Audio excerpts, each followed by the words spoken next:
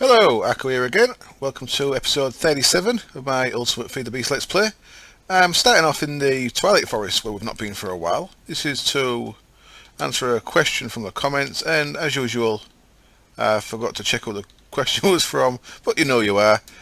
Someone asked me where the maze breaker was from. Now the maze breaker is a named weapon. I've got in my inventory there. It's nearly gone now. But I thought I'd show you where I got it from. In the Twilight Forest there's these little structures. There's various kind of ruiny structures. These ones, you can see I've actually already dug into this, so I had to make sure it was a live one. If you find these places, sometimes underneath there's a little room.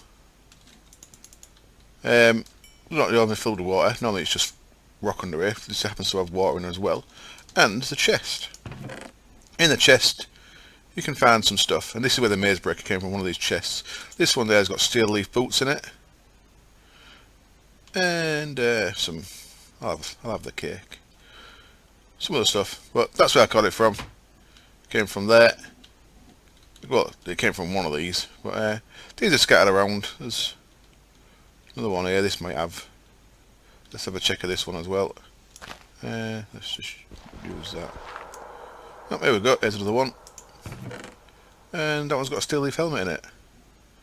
Some ironwood ingots, melon seeds, golden apple. Nice. So that's where it came from. So you've got a chance of getting name stuff out of them. So I need to get back to the overworld. Let's head for our portal now. I wonder what will happen, because I actually quarried where the portal was. So we'd actually have a portal in the overworld at the minute. So I'll be curious to see where this brings me out. I may crash the server as far as I know, but right, I'm going to press my control button to fly a bit quicker. And this looks like it's not loading in very quick at all. That's what happens in the Twilight Forest due to all the trees. I've got a couple of other things I want to show you as well. And there's another thing that was pointed out to me in a comment. And that is, someone asked why I don't use the advanced recipes for circuits and glass fibre cable. And the reason is, it's because I know the recipes too well. So instead of actually looking how to make a circuit, I generally just put the bits together and make a circuit. But it's a valid point. I should actually make these more advanced ones. For a start, I could be using aluminium, but then there's the electrum, which is just gold and silver instead of redstone. And is that it? So I thought there was actually more advanced ones than that. So I could use the electrum and aluminium there instead of redstone, and redstone and refined iron, and there's also glass fibre. I believe there's advanced recipes for this that I don't use as well. Now the recipe I always use is that one, silver and diamond, gets you 6. And there's electrum there. Electrum diamond gets you 8. So electrum's just gold and silver. That's something else I actually want to show. Right, let's see where this takes us. Could be anywhere. Oh, holy shit. That could have been worse. Let's put it right inside my factory. That's fun. I'm just going to sleep so I can see. And then we'll see if that's done any damage. I should have maybe thought about that. Right, here's something else I want to show you. Check these out. Manufacturer reloaded. Awesome. I made some escalators in my base. They look quite nice. Obviously not needed at all because I use a jetpack all the time, but I just like the look of them. That could have really damaged the... Right, it's there, look. That could have potentially really damaged my base. So that was a bit foolish. I think I'll get rid of that. Strange. Have I destroyed anything? I don't actually think it's caused any damage at all. She's very lucky. You can see in here, 64 platinum dust. I'm thinking I might have to turn the bees off for a while, because my platinum is just building up. I've got 102 platinum dust in there. While we're looking at that, let's use the escalator. That's the up one. Fool. Whee! I really like how these look. These are just conveyor belts and just normal aircraft bricks there.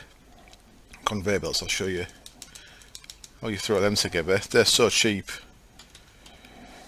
Conveyor belt is a standard colour one. It's just a bit of iron, 2 bits of redstone, 3 bits of rubber. So that gives you 16 of them. So this is, I've got 16 each side there, so that's 2 sets, that's 2 lots of conveyor belt. Then the coloured ones, you just combine them with some ceramic dye. Ceramic dye is just a bit of clay and a colour. So you can do them with any of the 16 colours. Very nice. What was coming down here for? Right, I was checking on how many frames we've got. Oh, we're out of frames, so I've run out of something. Looks like I've run out of sticks. So that's actually slowed down my production. I thought it might have, because I'm pretty sure when I logged off yesterday, I had more than 102 platinum up there. So what's jammed us up here? We've got wood in there. We've got no seed oil. Interesting.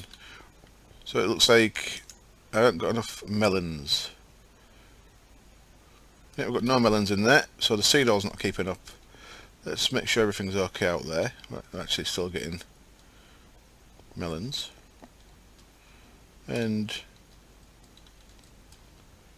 we do not seem to have a wooden golem. There's a wooden golem being lost. Certainly looks that way. So golems randomly disappear sometimes. I don't know if they get destroyed or if they fall through the world. But okay, I need to get another golem on the go. So at some point I've lost my golem. That's a shame. The iron golem on the roof disappeared yesterday. And if you remember down in the where I had the chicken spawner, the iron golem in there is also gone. So I've lost 2 iron golems and a wooden golem up to now. Also, I was on yesterday when I was lagging a bit and a spider jumped me here and I went to hit the spider and I killed my straw golem, so I had to make a new straw golem. The straw golem died in 1 hit. So, right, I need to make another one of them. Should I do it on camera? I'll cut the camera and I'll make another golem real quick and I'll be back in a sec. And I'm back, and I actually thought I'm going to show you how to make a golem because it doesn't take too long. The first thing we need is, I think it's the Thaumcraft research that's on camera. That's quite boring. So I'm not doing any research here, I'm just going to make things I already know how to make. We need, first of all we need a night ore for a golem. So that we need the fire aspect there and the work aspect, I think it is. I can forget what the names of them are. But we need 4 of them each, so we throw them in there. I can just 4 of that and 4 of that. And then we need some lux, which is the light symbol there. I'll chuck 3 of them in there. I guess it's that. And then we need a wand. This is one of your most basic Thaumcraft creations. This is night ore. You just wand the crucible and that pops a bit of night ore into your inventory. So there we go, we've got a bit of night ore. Now the next step in making a golem is put that into our infuser. I think you can actually do this bit in just a work table as well. Anything you can do in a work table you can also do in an infuser. It's like an upgraded work table. And we need 4 bricks. And we're going to need some wood. Now is it great wood log or arcane wood block? I think it's great wood log. We need 5 of them, I think. And all of a sudden I seem to be lagging a little bit when I turn around. Right, let's just clear my NEI a bit there. So we've got 4 bricks on a night ore. And you can see that's going to get us something. It's not actually showing, but I don't know if that's a texture pack issue. What this needs is 8 mortis and 8 imperito. Now, really nice for this is if you've got plenty of excess rubber like I have, they actually have 2 of each of imperito and mortis, which is excellent. So we can throw them in our cauldron, crucible even. And there's the 8 and 8 of them. And they're, because they're in the crucible there, you can use them in the infuser. That's how the infuser works. And that gets us a basic golem animation core. Now I'm only going to make a basic wooden golem. We didn't have to be anything special. Suppose I could make him faster, but it's not a big deal. You can upgrade these. Now you put them with 5 great wood logs. Now, this is the same for all golems. The 2 steps you've got here now is If you wanted to make an upgraded golem, you'd combine that with a shard. So each particular shard, I've not got any shards over here, I don't think. No, they're over there, so I won't bother.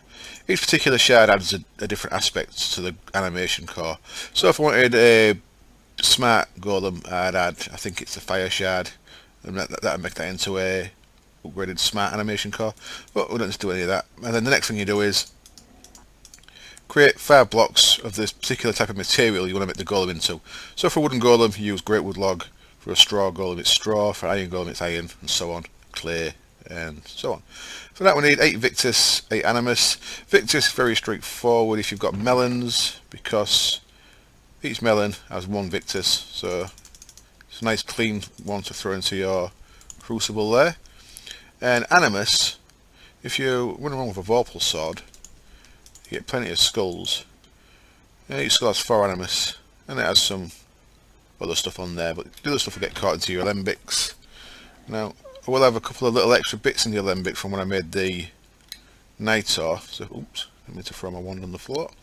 So if we're looking here, we've got 4 rock and 3 little twig things in there. Now, if you right-click these with your wand, it'd put them back in the crucible. If you shift right-click, it just puts them into the atmosphere. So, cause a real slight bit of flux, but nothing really. It's not going to change that moderate to anything higher. So that frees the alembics up. Now we can throw our ingredients in there. So 8 melon gets us the 8 of the Victus, and then skeleton skulls gets us the 8 animus we need.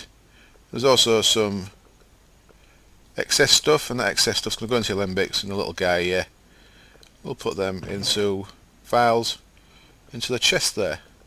So they'll get collected. Because they're multiples of 8, it has to be multiples of 8 to get collected. So you want to use things that have multiples of 8. Now this isn't showing a recipe because there's no wand in there, so put the wand back in. There we go, wood golem worker, easy as that. That's how you do your Stormcraft crafting. So it's pretty fiddly, but once you get used to it, it ain't too bad at all. And I'll just click him onto the tesseract there, and he'll start doing his job and start collecting all these melons that we've been missing. So that's been probably missing for quite a few hours, which is a bit unfortunate. Stopped our production. I am going to have a look at, you can see I've extended this as well. I made this bigger because it wasn't quite keeping up anyway. I am going to have a look at doing a man factory melon farm. I've not actually worked out how the melon one works yet, but I shall have a look at that. While we're out here, I've changed the Steve's Cart's tree farm around a little bit. I tried making it a little bit smarter, let's say. Now on the standard texture pack, if you're in this mode, it's just there'll be a yellow square on the box, not the yellow dots there. What I've done is I've added a thing underneath here called a, what's it called? That's called a cargo manager. That's called a distributor, I think. Is it? Yes, it is. Cargo distributor. That's made pretty simple PCBs, which are the basic building blocks of all your Steve's Cart stuff. They're just iron, gold, redstone. And what this does is you can interact with different sections of the cargo manager using the colours off this. So if you want, we're only interacting with one side of the cargo manager with our cart, and it's interacting with the yellow side, which is indicated by a yellow hard hat on this texture pack.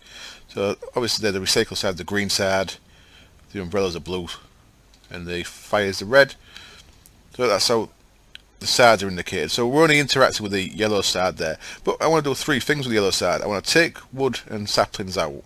I want to put saplings into the engine to back up the solar panels. So we're burning saplings in the engine, and I want to put bone meal in. This isn't working perfect, but we couldn't do that with just a cargo manager because we've only got one side to interact with. So you put this thing underneath or on top, and then you can use the colours on this thing instead to interact with the different storage sections in the manager. It's quite hard to explain, but I hope I'm doing an alright job of it. So what I've got here is underneath there, there's, first of all, let's look at that. So if I come down here, underneath there we've got our usual wooden pipe with an autarkic gate, go into a gold pipe, into a diamond pipe, into the tesseract. So just look at the pipe setup first. The diamond pipe there, all I've got is I've got saplings set to go into red, and that's the red line there, sends into the blue side of the distributor. Everything else will go into the item tesseract. Now, the thing that's not working excellent here is the blue side there I've set to top right and to the cart. So top right is this section and it's putting things into it, so it's to the cart. So this section is set to the cart. So that's what that indicates there. If we look at our top left, this one here, purple side, the purple side is the bottom of the distributor, which is where the wooden pipe's attached to. So that's saying take anything from the top left from the cart. So that means if we had a tree, our wooden saplings go into here, top left, from the cart. So it's taking anything out of this, anything that ends up in this square. So whenever a tree grows and gets cut down, anything that ends up in this square gets pulled using distributor from that top left section into the wooden pipe and out. So that's what that's doing there. And then the other one I've got is bottom right to the cart. Now, that's why it's doing that. Okay, I don't need that. I can get rid of that. What I was doing, I was going to put a relay there pushing bones in there for the bone meal bit. That's why we're getting saplings in there. So if I take them out now, if I put them in there, what they'll try and do is they'll all get dragged out. They'll try and fill that up first. So you'll see saplings coming through here. So you see they're trying to fill that where they can. So they've filled that. They're filling that up whenever they can to 64, and it's still putting them in there. Okay, so that don't work perfect. They shouldn't be interacting with this bottom right one. I don't know why it is. Well, I think it's because things can go into there. It's just letting them go in, even though there's nothing set to bottom right. So it's still not perfect, but it's better. It makes sure that our cart there gets saplings and into its woodcut, saplings into its engine. But it's also putting wood into the engine, so it's still imperfect. It's a little bit, I don't know, a little bit messy the way it handles putting things in and out of the same side. The other thing I put in there, I've changed that side to fertiliser, put bones in there, so that's keeping this fertilising bit stocked with bones, which grows trees instantly. But meh, still not perfect. I think again, I'm glad I've done this. I do really like the Steve's Carts thing. I am going to try a Man Factory Reloaded wood cutting farm, which is pretty much the same as this, to be honest. It uses the same harvester and fertiliser and planter set up as this. You just have it next to a tree. I think that's how that works.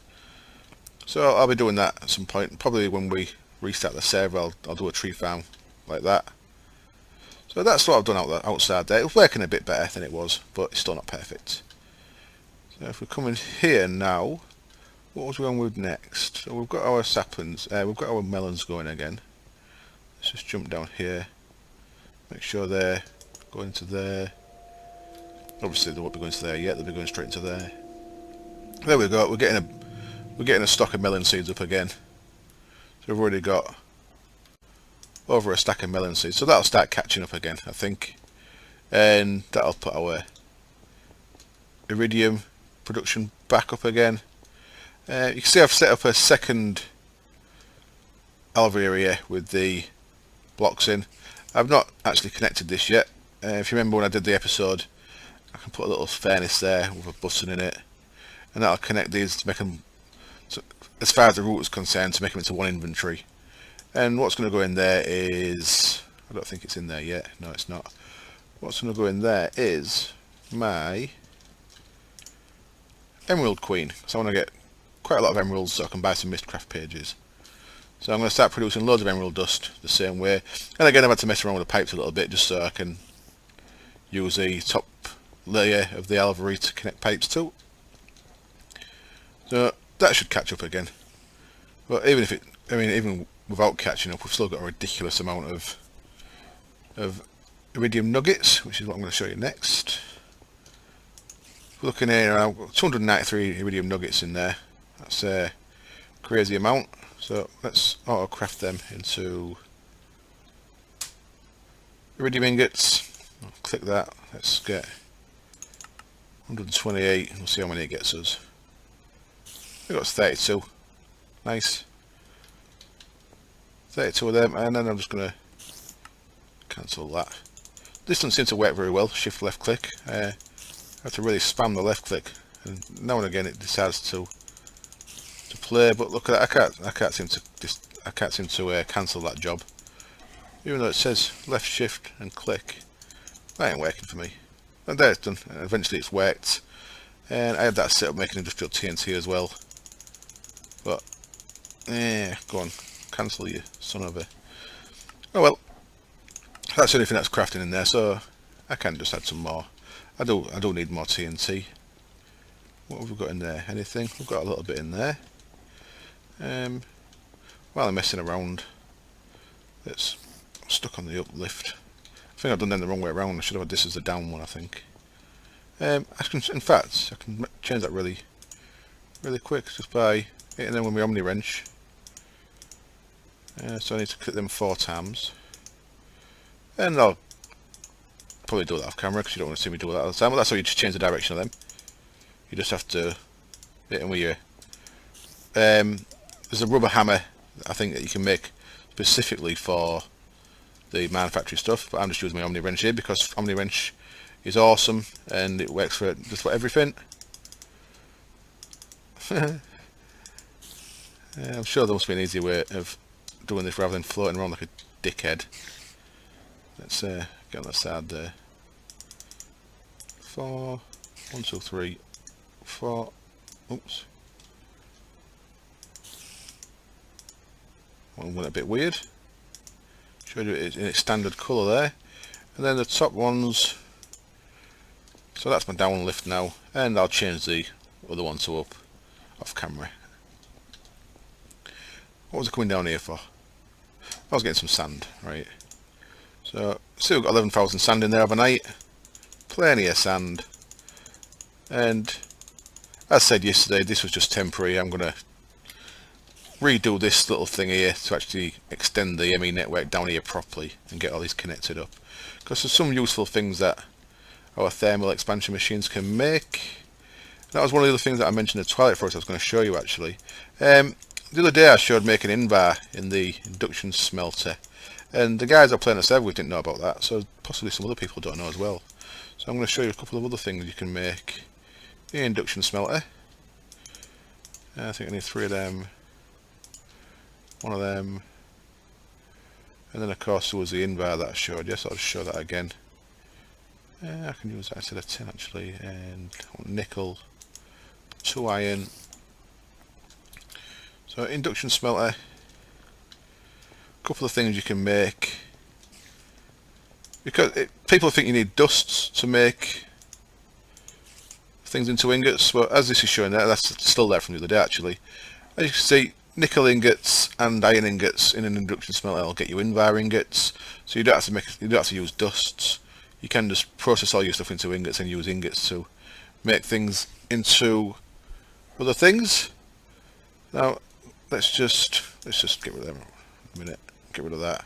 Another thing you can make in here is gold and silver in there in ingot form. I'll get you electrum. You don't lose anything. You get 2 electrum for 1 of each, so it's a like for like change. And the other thing in there is 3 copper and a zinc or a tin.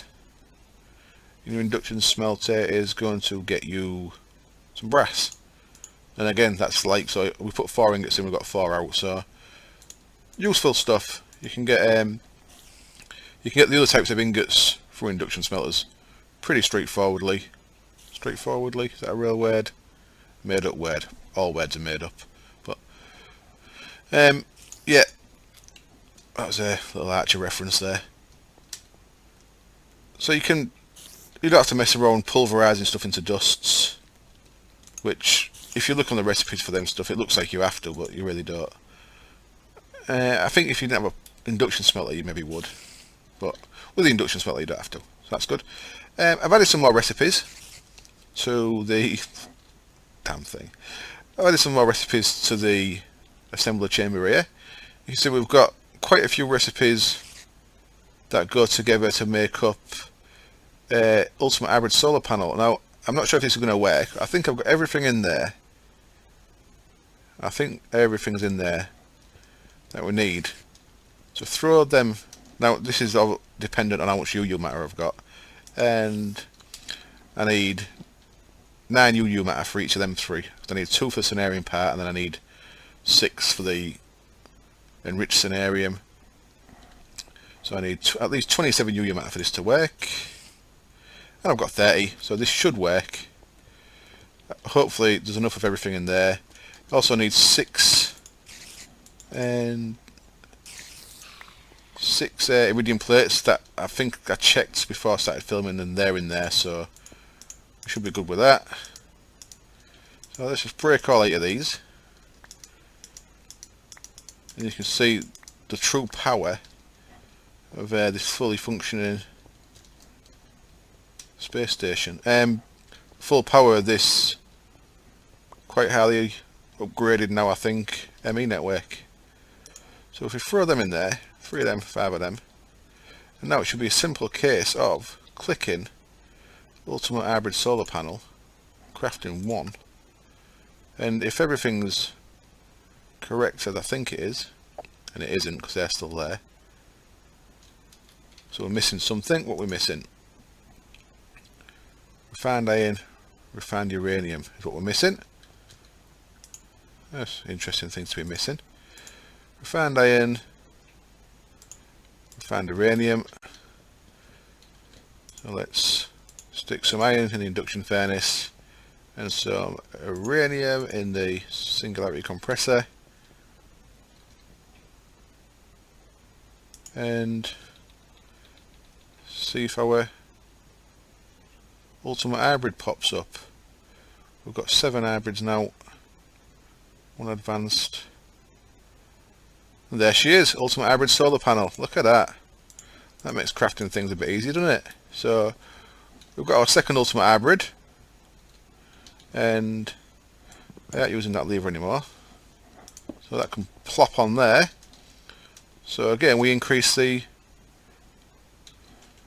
output of our UU matter, and make sure that's getting the sun. That's getting the sun, excellent, as is that one, and that can be covered up because there's no solar panels left there now. Excellent. Right, not sure what to do next. That was the things I had planned for this episode. I wanted to show you where the maze breaker was from, show you how to get electrum and stuff from the induction smelter, to run through the mine factory stuff that I did. I think I've pretty much covered everything I had planned to show you. So I'm going to cut the camera, I'm going to see how long the episode is, and I'm going to see what we need to be doing next. I'll tidy that up as well. But yeah, that was extremely painless. So now, once I've got enough materials in there, by enough material I pretty much mean enough iridium turned into plates, which I kind of have to do manually because the rolling machine's a bit awkward to automate with the ME network stuff. So once I've got iridium plates and once I've got enough UU matter, in theory I could do them 8 at a time now and just wait until there's 8 ready to go and upgrade them all at once. Excellent. Right, I'll see you in a bit. Okay, we're back again, and the video is around 30 minutes long. It's maybe a little bit short. I apologise if it's a bit of a short one. It's probably a good wrapping up place, as I've got no idea what my next plan was.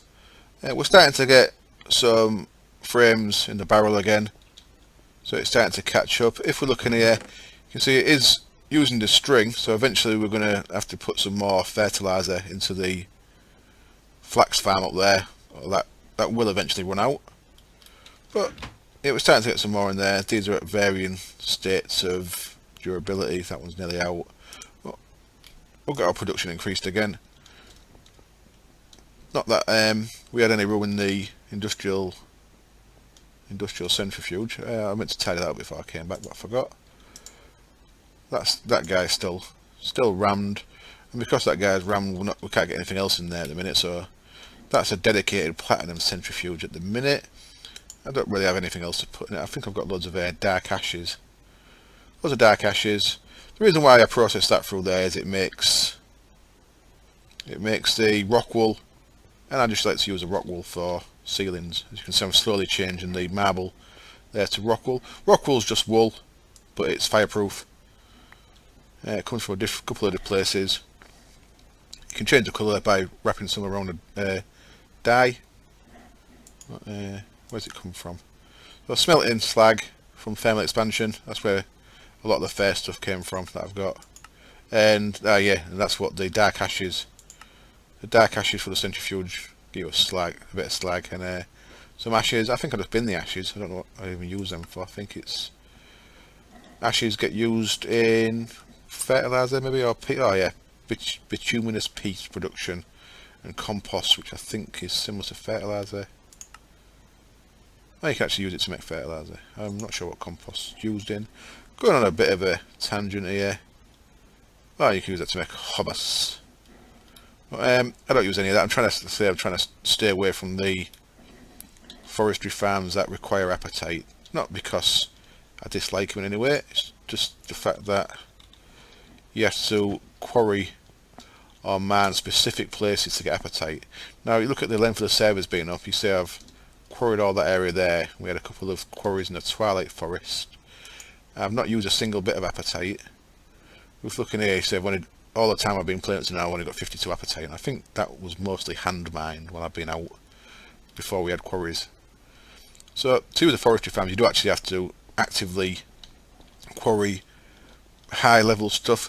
It looks like apatite spawns maybe above level 60. So if you need to be starting your quarries up on mountains and stuff to make sure you get plenty of apatite, I think. Anyway, I'm babbling about useless stuff. And we've got a bit more industrial TNT in there because I put some more sand in there. We've still got 47,000 gunpowder because I forgot to turn the spawner off one night. And that should have cleared that recipe out yet. There's no waiting recipes in there. So I think I will actually make a bit more industrial TNT because we've got a lot of sand in here. 1600. Let's make 4 stacks of that. Should be enough. Uses, yeah. You see it working there using the sand. Excellent. We can make some more emeralds at some point. 104 emeralds. I was down to what, 6, and we should have some emerald dust. 29 emerald dust. I think it's 3. Is it? No, 4 emerald dust gets you 3 emeralds in the implosion compressor. That's all good. Right, I'm going to wrap it up there. As always, thank you very much for watching. And I don't ask for it very often, but if you like this episode, any likes really do help. So they would be very much appreciated if you could click the button if you liked it. And I hope you join me next time. Cheers. Bye. And I'm back just for a little while. Just wanted to show you something. I've just made this thing. It's called a MEIO port.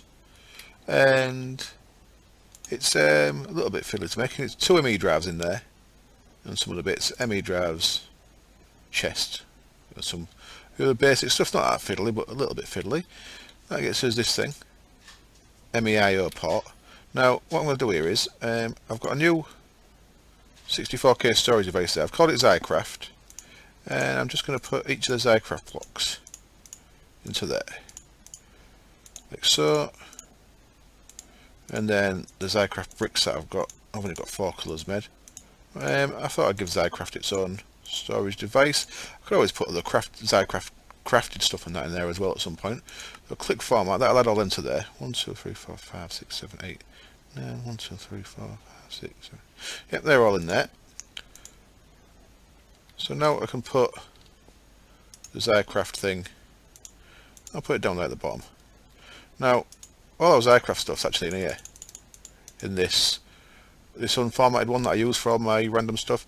I've just been tidy. I've finished the episode. I've just been tidying this up a bit. So I've put other gem stuff into gems and stuff. So I'm keeping all this tidy. I've took the dust out the ingots one, so that so they go into the random one now, and stuff like that. But what I can do now is, all this SciCraft stuff's in the random one. What I can just do, take that out, stick that in the IO port. You'll see things going down quite rapidly there, and now it's stopped. So put that back, and you'll see that all the SciCraft stuff's gone from there. And what we can do is go like that, and now that's got 8,400 bytes used. We can check that in there real quick, and we can see it's moved all our SciCraft stuff into our pre-formatted SciCraft storage cell. So that's how you move things around quickly using ME Network. And I can just take that back off, and I'll stick that in the chest until I need it again. That's thought I'd show you that. Thought it was worth showing. So cheers, see you next time. Bye.